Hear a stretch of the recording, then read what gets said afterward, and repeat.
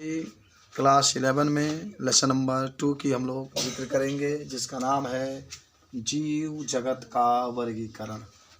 जीव जगत का वर्गीकरण। तो देखो, इसमें सबसे पहला जो बात होगा उसका नाम होगा वर्गीकरण। देखो, अभी मैंने आपको बताया कि जितने भी संसार में जीवधारी हैं उन सभी जीवधारियों को एक साथ अध्ययन करना बड़ा मुश्किल है। तो इसके लिए हम लोग क्या करते हैं कि जितने भी माने जीवधारी है उसको हम लोग कई भागों में क्या करते हैं, बांट देते हैं, कई समूहों में बांट देते हैं। यानी जीवधारियों को उनकी आकृति या विकासीय संबंधों के आधार पर एक निश्चित क्रम में बांटने की या विभाजित करने की जो प्रक्रिया होती है उसी को हम लोग वर्गीकरण कहते हैं। वर्गीकरण का मतलब क्या होता है? बांटना, उनके गुणों के आधार पर। आपको याद होगा कि इस पाठ में प्रमुख रूप से वर्गीकरण के कितने जगत होते हैं? 5। किसने बांटा था? आर्य छीटेकर ने। 5 जगतों में मोनेरा है, प्रोटिस्टा है, फंजाई है, प्लांटी है, एनिमिलिया है। तो पहले हम लोग देखेंगे मोनेरा क्या होता है। आप सभी लोग जानते होंगे कि मोनेरा में अकोशिकीय जीवों को रखा गया है। मोनेरा में अकोशिकीय जीवों को क्या किया गया है? रखा गया है। इसमें जीवाणु और विषाणु प्रमुख रूप से उपस्थित हैं। ये बहुत ही अपने नग्न आंखों से ये दिखाई नहीं देते हैं, ये सूक्ष्मदर्शी के द्वारा ही देखे जा सकते हैं। समझ रहे हो ना? तो इसमें जीवाणु और विषाणु इस मोनेरा जगत में हम लोग क्या किए हैं, रखे हैं। अच्छा, आपको याद है कि जीवाणु भी इसके अंतर्गत आता है। जीवाणु की खोज किसने किया था बताओ? देखो, जब भी आपसे पूछे जीवाणु का खोज लिबन हक ने किया था, और विषाणु का खोज आविनोवास्की ने किया था। चलो, ऐसे सूक्ष्म जैविकी का पिता भी कहा जाता है। अब आते हैं मोनेरा के बाद एक होता है जिसका नाम होता है, आपको बता दें, आर्कीबैक्टीरिया। आर्कीबैक्टीरिया इनके कोशिका भित्ति की संरचना अन्य जीवाणुओं से भिन्न होती है। ये प्रतिकूल परिस्थितियों में भी जीवित रह सकते हैं। ये गाय भैंस वगैरह के अंदर पाए जाते हैं, इसमें नहीं पाए जाते हैं। इसके अंदर बहुत बहुत खतरनाक होता है। बैक्टीरिया का मतलब क्या होता है? जीवाणु। एक होता है स्टाइन, कौन है? You bacteria. तो ये बैक्टीरिया जो होता है ये माने ये जीवाणुओं में कठोर कोशिका भित्ति पाया जाता है। ये प्रकाश संश्लेषी भी होता है, स्वपोषी भी होता है। ये कहाँ पाया जाता है? ये हम लोग के अंदर भी पाया जाता है। सचमुच में यही आपका यू बैक्टीरिया ही जीवाणु है। यू बैक्टीरिया ही जीवाणु है, हम लोग के शरीर के अंदर ही उपस्थित होता है। साइनो बैक्टीरिया का नाम सुने आप? मैंने कुछ ऐसे जीवाणु होते हैं ना जो प्रकाश संश्लेषण भी करते हैं, उसके अंदर हरित लवक उपस्थित होता है, तो उसे प्रकाश संश्लेषी जीवाणु कहता है। ठीक है, जैसे साइनोबैक्टीरिया हुआ। देखो, जो साइनोबैक्टीरिया होता है ना इसमें हरित लवक पाया जाता है। साइनोबैक्टीरिया बैक्टीरिया का नाम है। आपसे पूछा जाता है कि साइनोबैक्टीरिया क्या होता है, तो आप कहेंगे साइनोबैक्टीरिया माने बैक्टीरिया का ही रूप होता है, लेकिन इसमें हरित लवक पाया जाता है, जिसके कारण ये अपना भोजन स्वयं बना लेता है। इसीलिए साइनोबैक्टीरिया को हम लोग प्रकाश संश्लेषी जीवाणु भी कहते हैं। ठीक है।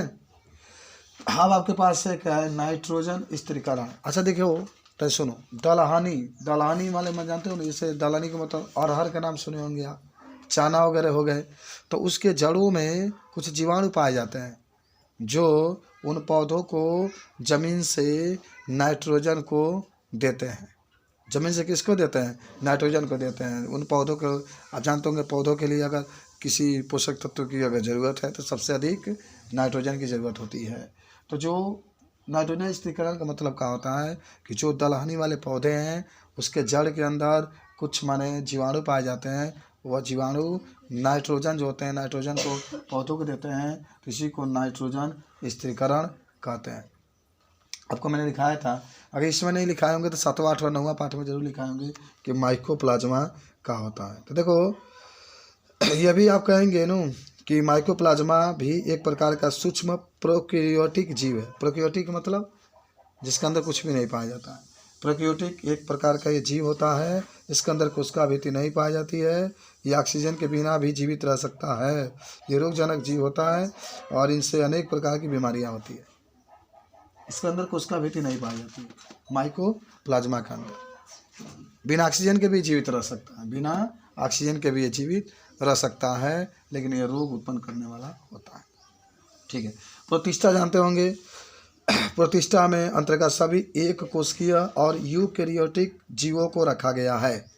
अधिकतर इसमें उपस्थित जो जीव होते हैं वह जल में पाए जाते हैं। याद है ना, जल में क्या होता है, पाए जाते हैं। यूग्लिना इसमें लिखाया गया होगा, प्रतिष्ठा में यूग्लिना लिखे होंगे आप, पैरामीशियम भी लिखे होंगे, यू और अमीबा भी लिखे होंगे। ये सब इसमें आते रहते हैं। सब समझ में आ रहा है? तो इस तरीके से आप इसको बता सकते हैं। ठीक है, चलिए फंजाई पर चलते हैं। फंजाई का मतलब क्या होता है, कवक। तो इसके अंतर्गत कवक आते हैं। कवक जो होते हैं विषमपोषी होते हैं। विषमपोषी का मतलब अपना भोजन ये स्वयं नहीं बना पाते हैं। अपना भोजन बनाने के लिए दूसरे जीव पर क्या रहते हैं, आश्रित रहते हैं। इसी को हम लोग क्या कहते हैं, फंजाई कहते हैं। बहुत कुछ की होती है, इसमें कुछ भीति पाई जाती है। कवक में, कवक में कुछ भीति पाई जाती है। किसकी बनी होती है, काइटिन की बनी होती है। काइटिन की कुछ भीति पाई जाती है। पेनिसिलियम का नाम सुना, वह भी एक कवक है। पेनिसिलियम एक क्या है, कवक के उदाहरण में आप लिख सकते हैं। कवक के बाद क्या है आपके पास, प्लांटी है। अच्छा, इसको नाम अगर कोई पूछता है कि फंजाई को कितने भागों में बांटा गया है, 4 भागों में। फाइकोमाइसिटीज, सब सिटीज आएगा। एस्कोमाइसिटीज, बेसिडोमाइसिटीज, ड्यूटेरोमाइसिटीज, जरूर आप याद रखेंगे। 4 भागों में सब आपने लिखा होगा कापी में। अब आइए उसके बाद से कुछ कवकों से आपको याद होगा कवकों के क्या लाभ होते हैं।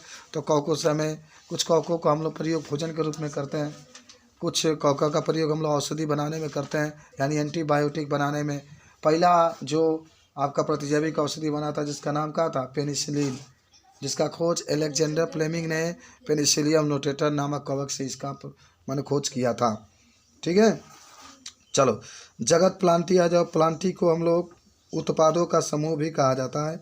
इसमें सभी प्रकार के हरे स्वपोषी पौधे को रखा गया है। प्लांटी में वह पौधे आते हैं जो प्रकाश संश्लेषण के द्वारा अपना भोजन स्वयं बना लेते हैं। लिखा जाएगा इसमें एनिमिलिया हो। एनिमिलिया देखो, प्लांटी जगत को हम लोग उत्पादकों का समूह भी कहते हैं।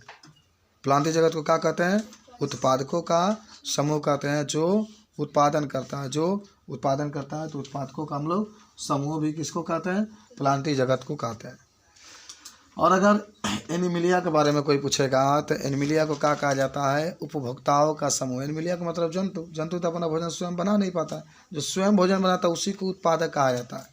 इसलिए पेड़ पौधों को हम लोग उत्पादकों का समूह कहते हैं। और ये जो होता है एनिमिलिया, ये क्या होता है, अपना भोजन स्वयं नहीं बना पाते हैं, इसलिए इसको हम लोग उपभोक्ताओं का समूह भी कहते हैं।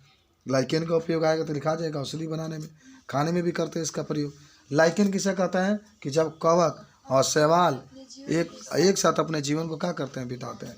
विषाणु जानते होंगे, लिखा जाएगा। विषाणु व कोशिकीय होते हैं। इसे हम लोग नग्न आँखों से नहीं देख सकते हैं। इसे सजीव और निर्जीव के बीच की कड़ी माना जाता है। विषाणु को सजीव और निर्जीव के बीच की कड़ी माना जाता है। जो विषाणु होते हैं वातावरण में निष्क्रिय रहते हैं, लेकिन जब शरीर के अंदर जाते हैं तो सक्रिय हो जाते हैं। इसके बारे में अगर आपसे कोई पूछेगा तो क्या कर सकते हैं, आप बता सकते हैं। कोई दिक्कत नहीं होना चाहिए। आगे बढ़ते हैं, चलिए नेक्स्ट। हाँ,